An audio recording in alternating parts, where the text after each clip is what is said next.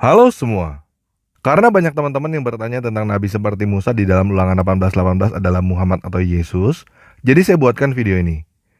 Namun sebelum kita mulai, saya mau bertanya dulu kepada teman-teman yang muslim.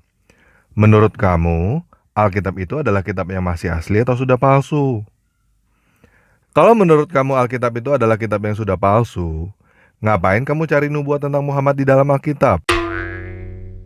Kalau kamu berkata bahwa Alkitab adalah kitab yang sudah palsu, dan kamu berkata bahwa Muhammad dinubuatkan di dalam Alkitab, artinya kamu sendiri yang berkata bahwa Muhammad adalah nabi yang dinubuatkan oleh kitab palsu. Dengan demikian, kamu sendiri yang berkata bahwa Muhammad adalah nabi palsu. Jadi gimana? Sekarang udah pada setuju ya bahwa Alkitab adalah kitab yang asli? Oke, sekarang kita mulai aja ya.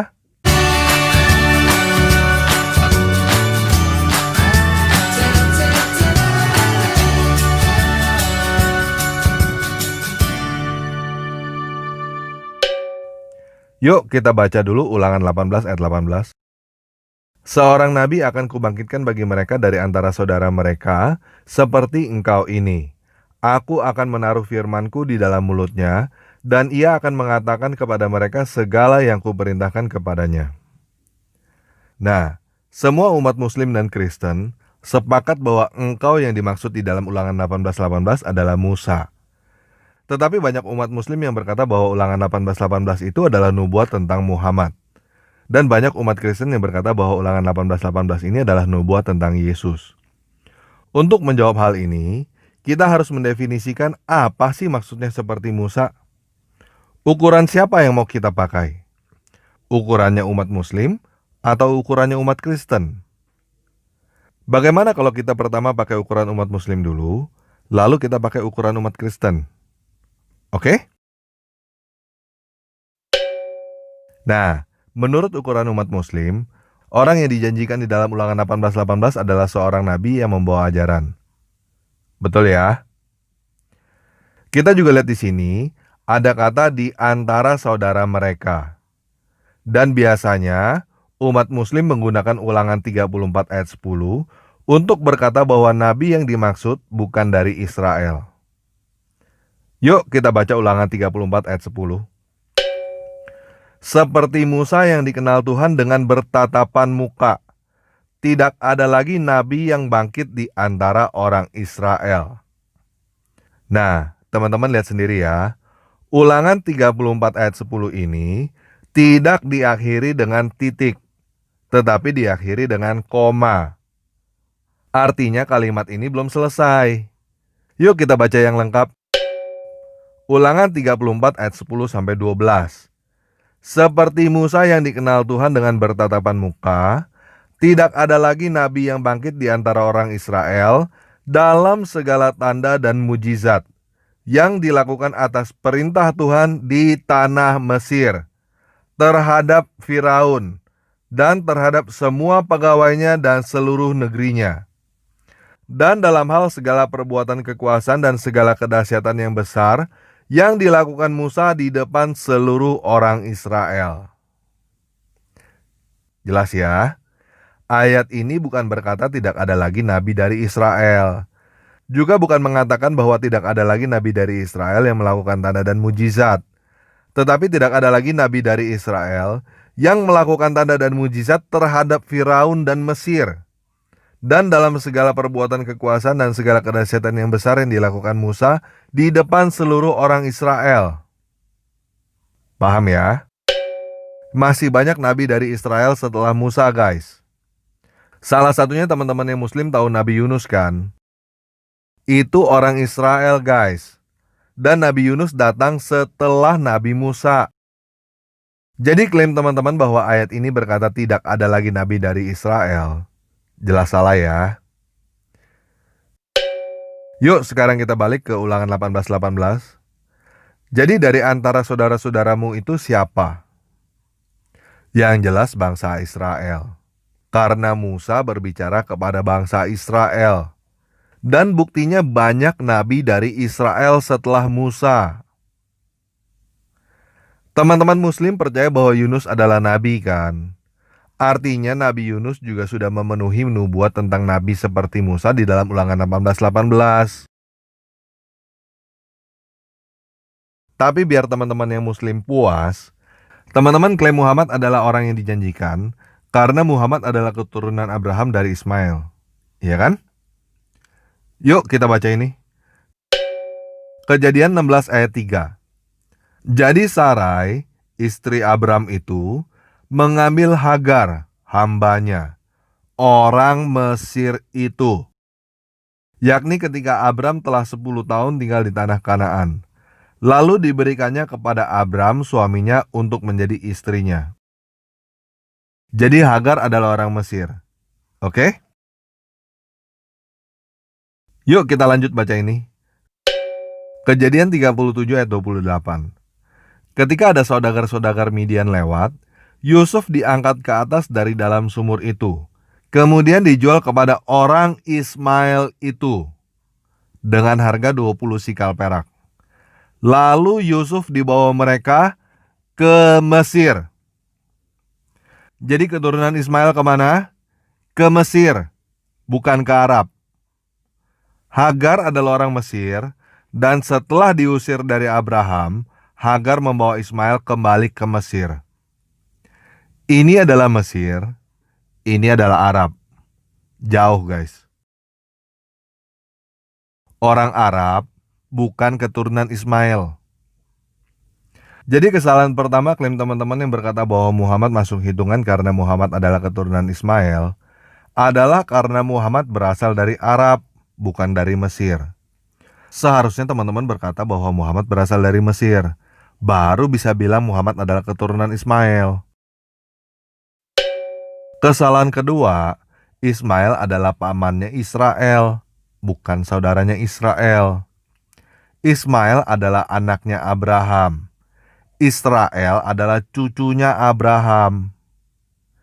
Israel adalah nama lain dari Yakub, dan saudaranya Yakub adalah Esau, bukan Ismail. Jadi seharusnya teman-teman berkata bahwa Muhammad adalah keturunan Esau, bukan keturunan Ismail. Baru teman-teman bisa klaim bahwa Muhammad adalah nabi keturunan saudaranya Israel. Paham ya? Tapi nggak apa-apa. Biar teman-teman muslim lebih puas lagi, walaupun sebenarnya Muhammad nggak masuk hitungan, kita ikutin dulu maunya teman-teman. Oke? Nah, karena teman-teman yang muslim maksa Muhammad adalah keturunan Abraham dan boleh klaim sebagai nabi seperti Musa di dalam Ulangan 18:18, berarti kita bisa memasukkan nama-nama lain berdasarkan ukuran yang sama. Salah satunya adalah Lao Tse, nabi dari Cina. Nah, kalau teman-teman bingung kenapa Lao Tse bisa masuk ke dalam pertandingan nabi seperti Musa, yuk kita baca ini. Kejadian 25 ayat 1-6. Abraham mengambil pula seorang istri namanya Ketura. Perempuan itu melahirkan baginya Zimran, Yoksan, Medan, Midian, Isibak, dan Suah. Yoksan memperanak Sheba dan Dedan. Keturunan Dedan adalah orang Asyur, orang Letus, dan orang Leum. Anak-anak Midian adalah Eva, Ever, Henok, Abida, dan Elda. Itulah semua keturunan Ketura. Abraham memberikan segala harta miliknya kepada Ishak. Tetapi kepada anak-anaknya yang diperoleh dari gunik-guniknya, ia memberikan pemberian. Kemudian ia menyuruh mereka, masih pada waktu ia hidup, meninggalkan Ishak anaknya, dan pergi ke sebelah timur, ke tanah timur. Ke tanah timur itu kemana? Ke China, lewatin India.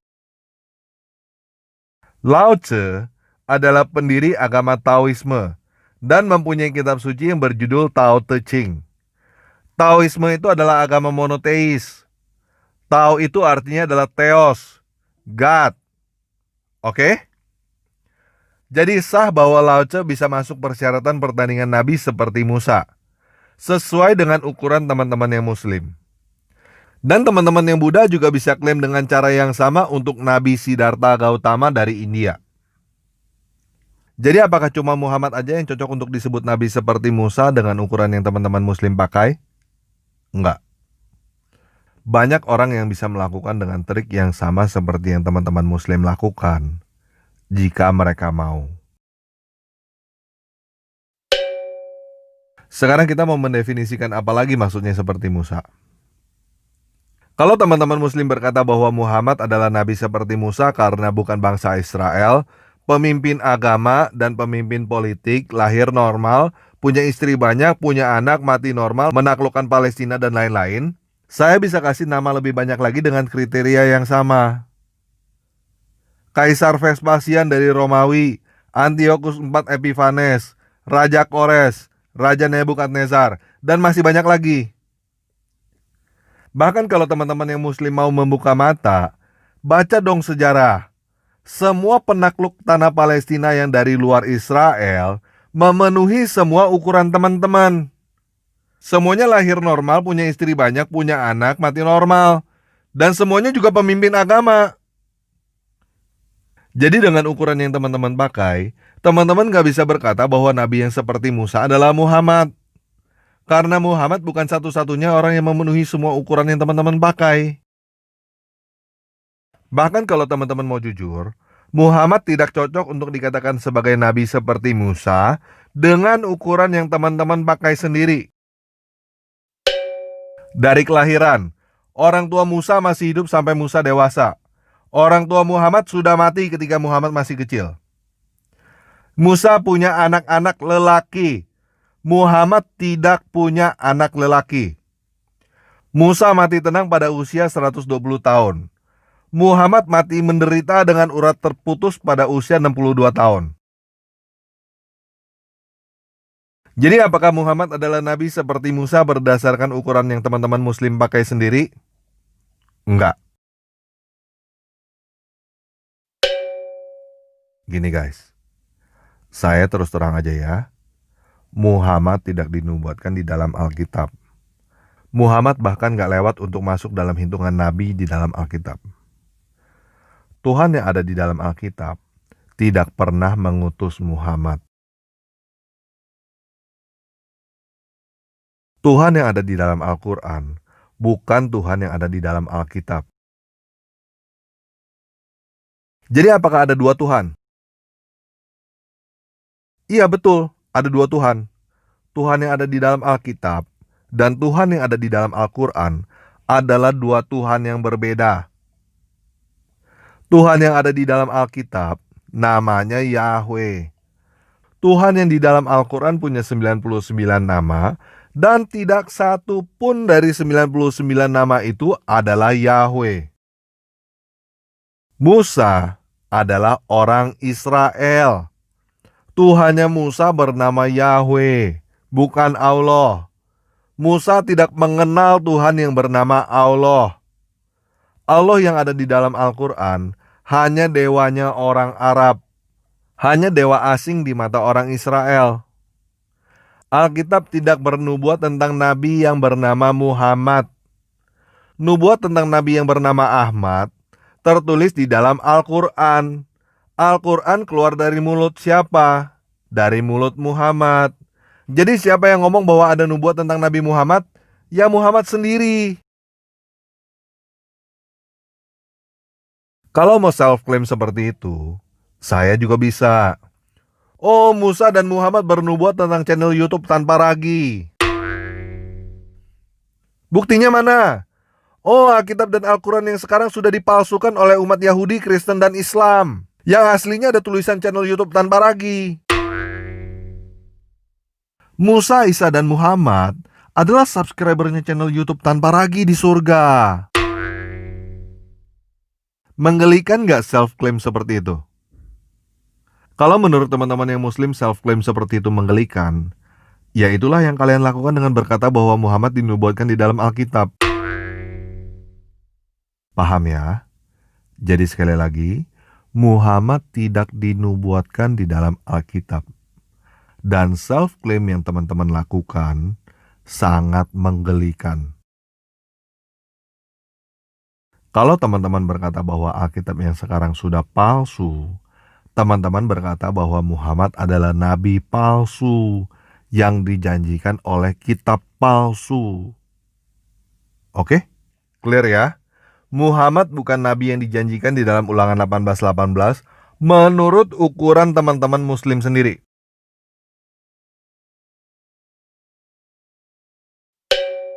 Nah, sekarang kita lanjut pakai ukuran teman-teman yang Kristen ya. Biasanya teman-teman yang Kristen berkata bahwa Yesus adalah nabi seperti Musa berdasarkan perkataan Petrus di Kisah Para Rasul 3 ayat 22. Bukankah telah dikatakan Musa, Tuhan akan membangkitkan bagimu seorang nabi dari antara saudara-saudaramu, sama seperti aku. Dengarkanlah dia dalam segala sesuatu yang akan dikatakannya kepadamu. Nah, teman-teman ada yang lihat gak nama Yesus di situ? Kok saya nggak ngeliat ya? Yuk kita baca full apa sih yang sebenarnya Petrus katakan. Sebelum kita baca, saya berharap teman-teman maklum kalau pada pembacaan ini saya membuang kata Tuhan dan Allah. Saya menggunakan kata penguasa dan dewa. Kalau teman-teman bingung kenapa saya menggunakan kata penguasa dan dewa, silakan nonton video ini dulu ya. Dan kata hamba yang ada di dalam Kisah Para Rasul 3 berasal dari kata Yunani paida. Secara literal, paida artinya adalah bujang, bocah yang belum menikah, bukan hamba. Bahasa Inggrisnya seharusnya adalah boy, bukan servant. Oke? Yuk sekarang kita baca Kisah Para Rasul 3 ayat 12-26. Petrus melihat orang banyak itu lalu berkata, "Hai orang Israel, mengapa kamu heran tentang kejadian itu? Dan mengapa kamu menatap kami, seolah-olah kami membuat orang ini berjalan karena kuasa atau kesalahan kami sendiri? Dewanya Abraham, Ishak dan Yakub, dewanya nenek moyang kita, telah memuliakan bujangnya, yaitu Yesus yang kamu serahkan dan tolak di depan Pilatus, walaupun Pilatus berpendapat bahwa ia harus dilepaskan. Tetapi kamu telah menolak yang kudus dan benar, serta menghendaki seorang pembunuh sebagai hadiahmu. Demikianlah ia, pemimpin kepada hidup, telah kamu bunuh, tetapi dewa telah membangkitkan dia dari antara orang mati. Dan tentang hal itu kami adalah saksi. Dan kepercayaan dalam nama Yesus, maka nama itu telah menguatkan orang yang kamu lihat dan kamu kenal ini. Dan kepercayaan itu telah memberikan kesembuhan kepada orang ini di depan kamu semua." Hai saudara-saudara, aku tahu bahwa kamu telah berbuat demikian karena ketidaktahuan, sama seperti semua pemimpin kamu. Tetapi dengan jalan demikian, dewa telah menggenapi apa yang telah difirmankannya dahulu dengan perantara nabi-nabinya, yaitu bahwa Mesias yang diutusnya harus menderita. Karena itu sadarlah dan bertobatlah, supaya dosamu dihapuskan. Agar penguasa mendatangkan waktu kelegaan dan mengutus Yesus yang dari semula diuntukkan bagimu sebagai Kristus. Kristus itu harus tinggal di surga sampai waktu pemulihan segala sesuatu, seperti yang difirmankan dewa dengan perantara nabi-nabinya yang kudus di zaman dahulu. Bukankah telah dikatakan Musa, penguasa dewata akan membangkitkan bagimu seorang nabi dari antara saudara-saudaramu, sama seperti aku. Dengarkanlah dia dalam segala sesuatu yang dikatakannya kepadamu. Dan akan terjadi bahwa semua orang yang tidak mendengarkan nabi itu akan dibasmi dari umat kita. Dan semua nabi yang pernah berbicara, mulai dari Samuel dan sesudah dia, telah bernubuat tentang zaman ini. Kamulah yang mewarisi nubuat-nubuat itu dan mendapat bagian dalam perjanjian yang telah diadakan dewa dengan nenek moyang kita, ketika ia berfirman kepada Abraham, oleh keturunanmu, semua bangsa di muka bumi akan diberkati. Dan bagi kamulah pertama-tama, dewa membangkitkan bujangnya dan mengutusnya kepadamu, supaya ia memberkati kamu dengan memimpin kamu masing-masing kembali dari segala kejahatanmu. Nah, teman-teman udah bisa paham belum apa maksudnya Petrus mengutip nabi yang seperti Musa? Masih bingung ya? Di situ teman-teman lihat ada kata Mesias, ada kata Kristus, dan ada kata nabi kan? Teman-teman lihat nama Yesus dan nama Samuel kan? Coba sekarang pikir benar-benar. Kalau kita hidup di zaman Samuel, apakah Samuel adalah seorang nabi yang seperti Musa di dalam Ulangan 18:18? Iya guys. Hanya dengan datangnya Samuel aja, nubuat Ulangan 18:18 itu sebenarnya sudah ditepati. Dan itu yang dijelaskan oleh Petrus. Dan nabi-nabi setelah Samuel, seperti Elia, Yunus, dan lain-lainnya, adalah seorang nabi seperti Musa juga pada zamannya. Dan mereka semua ngapain? Mereka semua bernubuat tentang kedatangan Mesias. Sampai di sini udah paham belum? Yesus bukan nabi yang dijanjikan. Yesus adalah Mesias yang dijanjikan. Teman-teman yang Muslim nggak tahu bahwa yang dijanjikan itu bukan sekedar nabi, tetapi Mesias.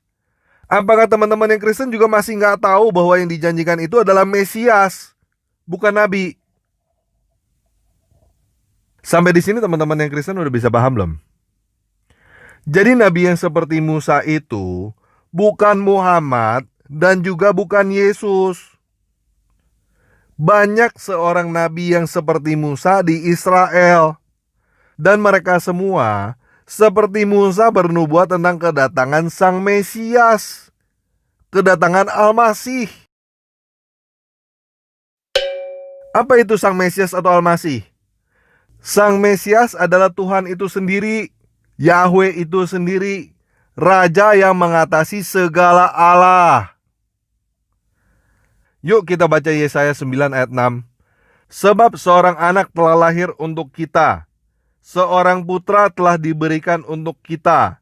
Lambang pemerintahan ada di atas bahunya, dan namanya disebut orang, Penasehat Ajaib, Allah yang perkasa, Bapa yang kekal, Raja Damai. Sampai di sini udah bisa paham belum? Yang Tuhan janjikan untuk semua umat manusia bukan cuma seorang nabi, tapi Mesias. Tuhan itu sendiri yang mau datang. Nah, dulu saya pernah berkata bahwa Yohanes Pembaptis adalah malaikat dalam rupa manusia. Dan sekarang saya akan jelaskan apa yang saya katakan. Yohanes Pembaptis adalah seorang nabi seperti Musa yang terakhir dan terbesar. Karena Yohanes Pembaptis bukan hanya seorang nabi, tetapi juga seorang malaikat. Kata siapa Yohanes Pembaptis adalah malaikat? Kata Yesus. Yuk sekarang kita baca Matius 11 ayat 10 Alkitab terjemahan Lai. Karena tentang dia ada tertulis, lihatlah aku menyuruh utusanku mendahului engkau.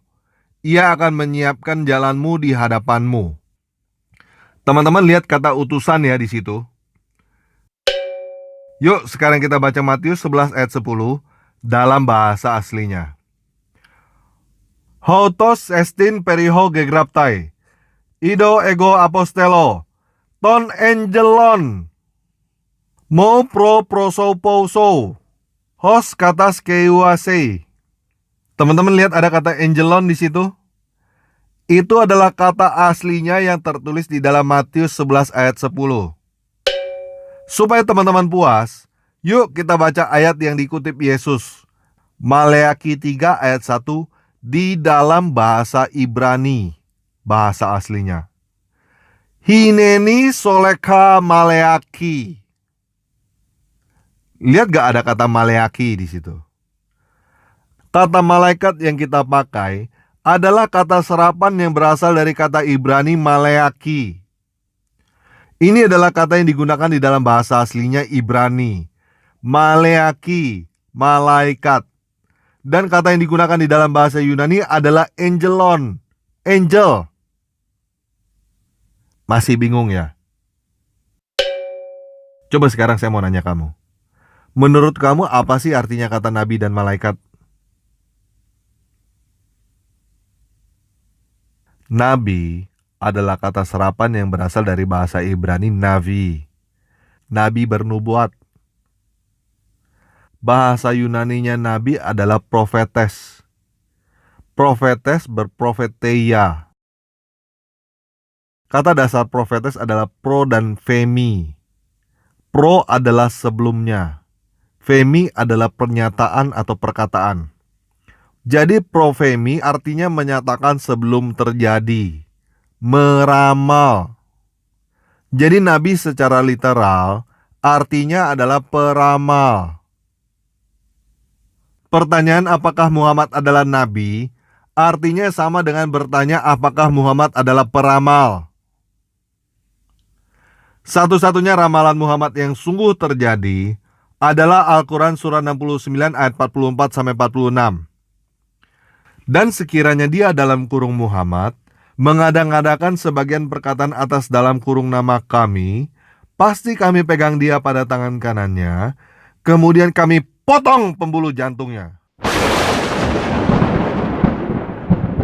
Buktinya hal ini terjadi ada di dalam hadis sahih Al-Bukhari nomor 4428 yang berkata bahwa sebelum Muhammad meninggal, dia merasakan pembuluh jantungnya terpotong. Jadi apakah Muhammad adalah seorang nabi? Ya, Muhammad sih mati dengan pembuluh jantung terpotong sesuai dengan apa yang dia ramalkan kalau dia mengarang Al-Quran ya.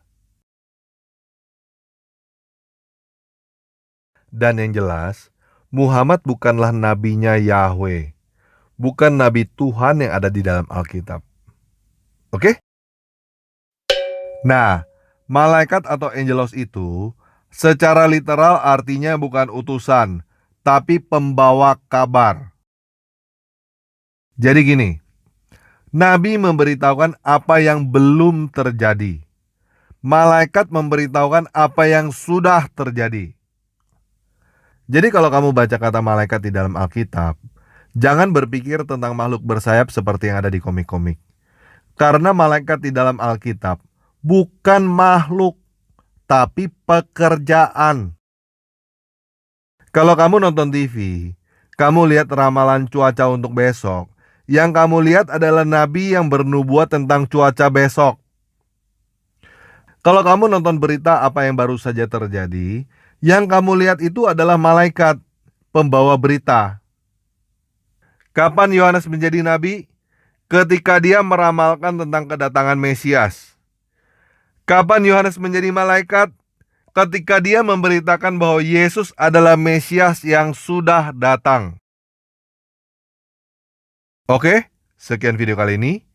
Yesus Kristus penguasa saya, memberkati kita semua.